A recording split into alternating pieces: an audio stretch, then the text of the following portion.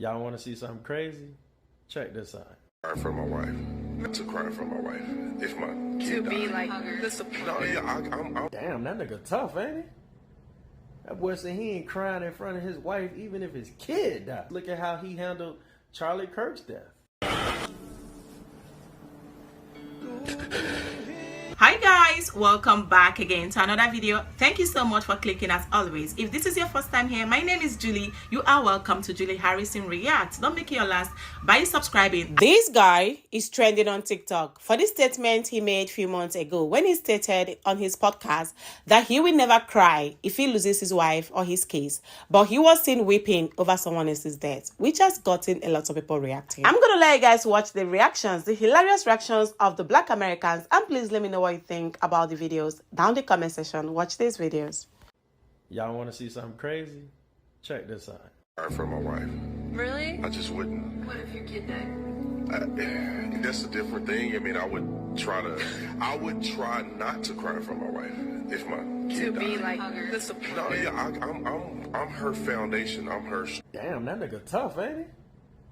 That boy said he ain't crying in front of his wife even if his kid died. Fuck you mean, boy? Ain't no crybaby shit over here. I cry on my own, but if everything is going south, I want my wife to know I'm strong in that situation, and I can be. I don't have to cry. Damn, that boy say he ain't even gotta cry. Cause he need his wife to know that she got a strong man. You know? I mean, just look at how he handled Charlie Kirk's death.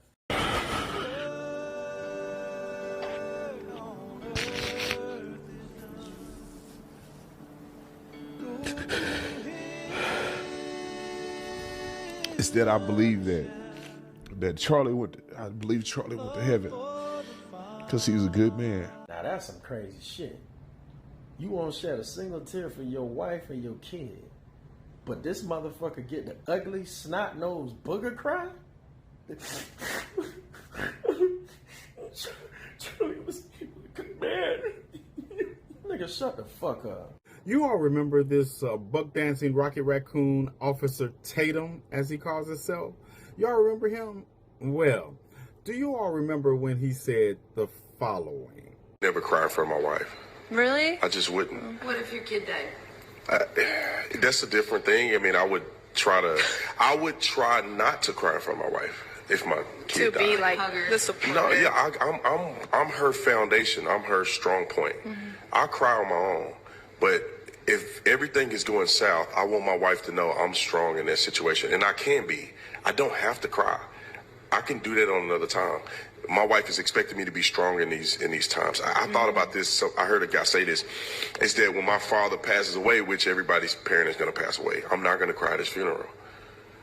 I don't want to cry at his funeral. I want my father to know that I'm strong enough to stand up and have this conversation. I've compartmentalized what has happened. I can do that on another time. At my father's funeral, I'm going to stand up and be strong for everybody in the building. Well, this is going to be interesting. You're so strong, you're not going to cry in front of your wife, even if your kids die, and you're not going to cry at your father's funeral. But does it count as crying in front of those same people on your podcast when you were doing this over Charlie Kirk? I'm very angry because you don't get your lick back.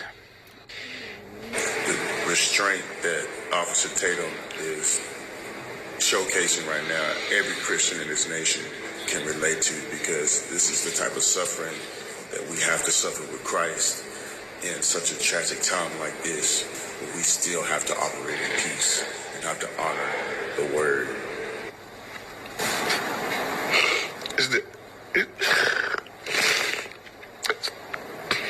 So let me see if I have this right. And y'all stop me if I mess up. But the man who said he wasn't going to cry in front of his wife if his kids died, the man who said that he wasn't going to cry at his father's funeral in front of anybody, is literally out here on a podcast in front of thousands of people, including his wife and kids, in a full-blown snot crying festival over Charlie Kirk.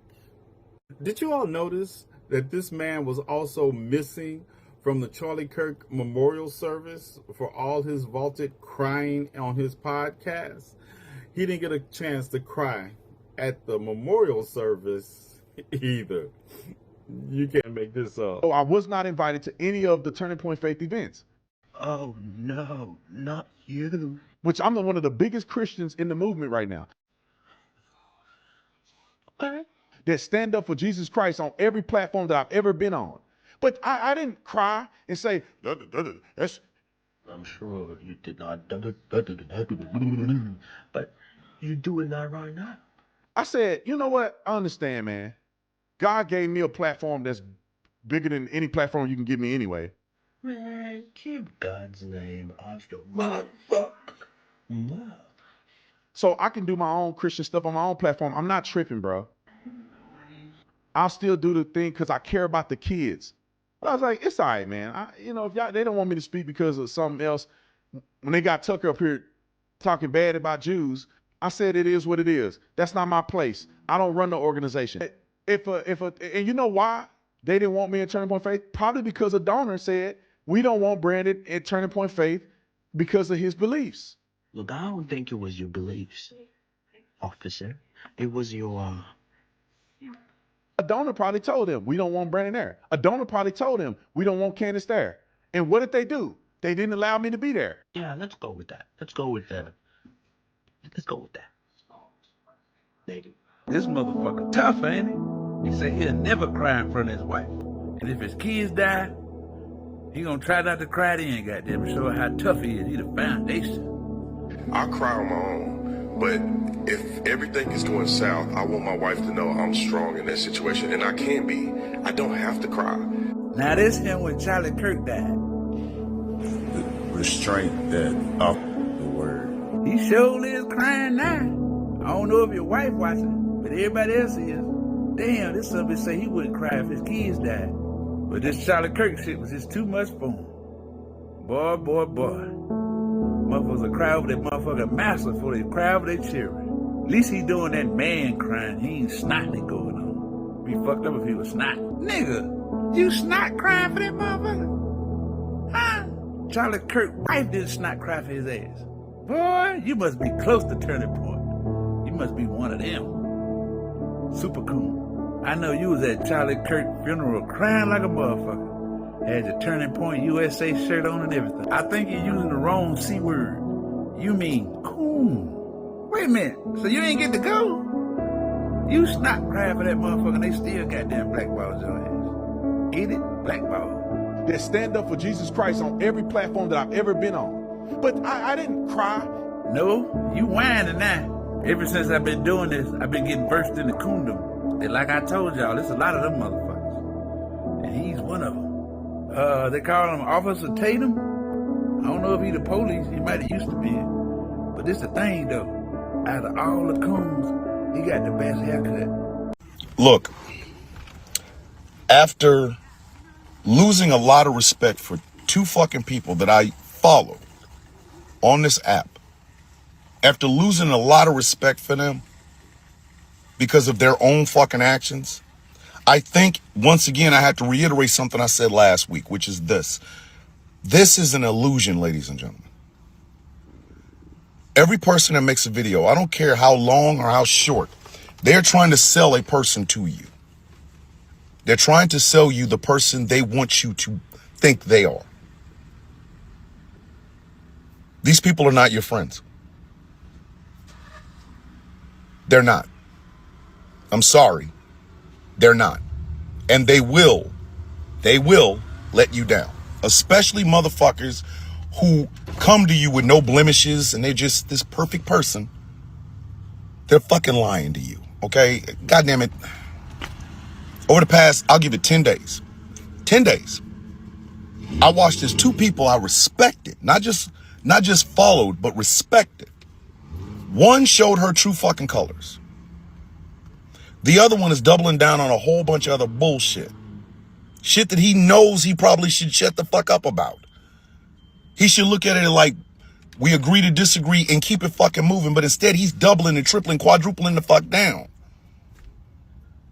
And I have to once again reiterate something I said to y'all last week. This is a screen.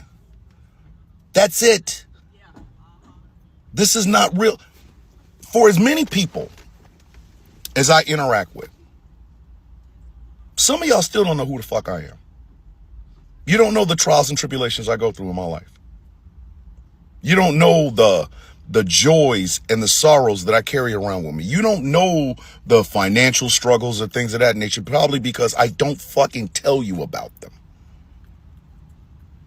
Every person that makes a TikTok video, every person that makes a YouTube video, every person that makes a Snapchat video or an Instagram video, whatever, they are trying to push their agenda. Some of them are minor, like mine. Mine is simply empowering people to stop being apathetic and take control of the life that they live in this country and around the world. To take control of the governance of their nations and to look out for motherfuckers who cannot fight those battles. That's it. Some people are all about, donating and buying shit or telling you where the money's going and all that other shit, only to gaffle the dog shit out of your ass, take your money and run. Some motherfuckers are in this to try to get laid. Seriously. Sorry. Want me to tell the truth? I'm going to tell it. Over this past year, I realized that word friend really doesn't mean much to some people. Ask Angry or Taz or Chaos or Gambit or Dave, the Viking, Tiger Bomb. Ask them the one thing that annoys me more than anything else. And they will tell you it's when people mention how many followers I have. Whether it's in, oh my God, I can't believe you have 1 million followers, or, oh, I bet you pay for all them millions of followers. I hate that fucking shit. I hate it. I fucking loathe it to my bones. The marrow in my bones. I do. And why? Because if that's all you see, then you're not here for anything I'm saying. You're just here because you think it's the cool fucking thing to do. Over the past year, I realized a lot of people that I cared about, a lot of people I called friend, they were only looking at how many fucking followers I have. They didn't give a fuck about me. They didn't. They did not give two flying fucks about my black ass. They didn't join the Villains Guild for the good. No, they joined the Villains Guild because they thought it was a fucking popularity contest. Oh, it's Thomas the Villain's got 1 million followers. Let's join that. No. Fuck no, don't do that. I hate that shit. People trying to glom on. So when people mention how many followers I have, I get fucking annoyed. Because I'm trying to give you something you need. I don't need you to be distracted by how many people I have. But these two people that I have lost respect for, one literally got on a camera and called black folks who do not want to get into this fight spineless and cowards. Simply because a woman from Chicago who lives in Chicago is tired of hearing about people say all kinds of bullshit about the city of Chicago. And you know what? She and every other Chicagoan has the right to do so. Can you imagine living in the Windy City and having to hear that shit all the goddamn time? Black on black Chicago and the crime and degradation in the city of fucking Chicago. I would be mad too. I'm surprised more fucking people that live in Chicago are not telling people, hey, suck our dick and keep our name out your fucking mouth. But this person called anybody that wanted to sit down and stay out of it cowards and spineless. And then, rather than saying, yo, I fucked up, man. I fucked up. I shouldn't have said that. I apologize. Now it's well, you took it out of context. I fucking hate that too. And then the other one, he is going to war with black women, a particular black woman, about her stance in this past election and everything around it. Not out here calling people ops, being paid by this, being paid by. Stop that. Stop doing that. Don't do that. It ain't got shit to do with who paid who. It's a difference of fucking opinion. That's all it is. A difference of fucking opinion. You have one opinion, they have another opinion. That you could agree to disagree and still keep the fucking fight going, but instead it's let's double down and triple down on some old bullshit. And it got me to fucking thinking. No matter how much you like somebody's content, you don't know these people. The comment sections of these videos are so hilarious. Like, you could tell what people genuinely feel and what they think about his actions. How can you come on a podcast and you stated clearly that you wouldn't cry if you lose a child? You wouldn't cry if you lose a wife? You know, you made it feel like you're her backbone, you're going to sit for her, you're supporting her. And then you forget that there's something that's called emotional. You go back. And when you remember the good times you have with these people, whether it's your wife or your kids, you should feel, a little bit emotional. Regardless, whatever thing you're trying to put out there, whether you want to be the man, you want to stand still, stand firm and all that, it does not matter. You said it publicly in front of few people that you never do that because you want to be a man, you want to man up. But you came right in front of thousands of people and you were weeping like a child. You were weeping like a baby over someone else's death. Are you trying to tell the world that you prefer this person that you're crying for over your family? These are the type of comments on that video. That means you truly, truly love Kirk more than your wife, more than your children. I don't just know what he was trying to do. Like, people that don't even appreciate you. Like that, people that always have every means, like every reason and opportunity to talk down on you. These are the people you are crying for openly. I have no problem if you think like you're doing work of Christ. It's good for you to forgive. You just want to like act like because you're an example of true Christian. I don't have a problem with that. I don't have a problem if you want to tell the world that you don't see people, you don't do bad with good or you do good with bad. Like you're a good person. I don't have a problem with that. But I have all the problems with you coming out to tell the world that you will never cry if you lose a child or if you lose your wife. But you were seen weeping profusely, weeping your ball eyes out over someone else's death. Then there's something not adding up. There's something wrong. It shows that you do not practice what you preach. It shows that you're a backstabber. It shows that you are only doing that because you just want attention, because you just want love, probably just want them to take you. Then you forget that no matter how you try to twist it, they will never accept you. If you're not them, you're not them. No matter how you try to fit in, you can never be them. That is just that simple. I feel so disappointed, like to watch him cry. He was not just crying, he was weeping, like tearing up so badly. But same you claimed that you never do that for your wife or your children. That simply means you truly treasure them more than your immediate family. Please let me know what you genuinely think about the video shared and the reactions coming from people. I'll be reading your comments. If this is your first time here, my name is Julie. You are welcome to Julie Harrison React. Don't make it your last by subscribing, and I'm going to see you in my next video. Bye, guys.